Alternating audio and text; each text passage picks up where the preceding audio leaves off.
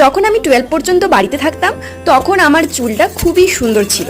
তারপর যখন আমি মেদিনীপুরে চলে যাই, ওখানে চুলের অযত্ন ঠিক নয়, তার আগে আমি কী বা যত্ন করতাম। ওখানের জলটা খুবই বাজে মানে খুবই বাজে। কিছুদিন থাকার পর থেকেই চুলটা ধীরে ধীরে রাফ হতে শুরু করলো। আর হ্যাঁ, আমি চুলটা সেরকম করে অলসতার কারণে খেয়ালও করিনি, ওই শ্যাম্পু করা ছাড়া নর্মাল যত্ন ওটুকু ছাড়া আর এক্সট্রা কিছু করিনি। তো ভাবলাম যে আজ একটু ডিম, অ্যালোভেরা জেল আর তেল মিশিয়ে লাগানো যাক।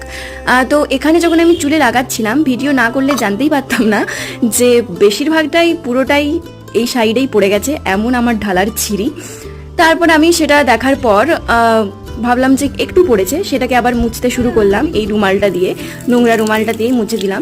দিয়ে শ্যাম্পু করতে ছুটে চলে গেলাম, কারণ ডিমের গন্ধে আমি থাকতে পারছিলাম না। আর আধ ঘন্টা থেকেছিলাম, আর শ্যাম্পুর পর চুলটা অনেক স্মুথ লাগছিল, এইটুকুই যা।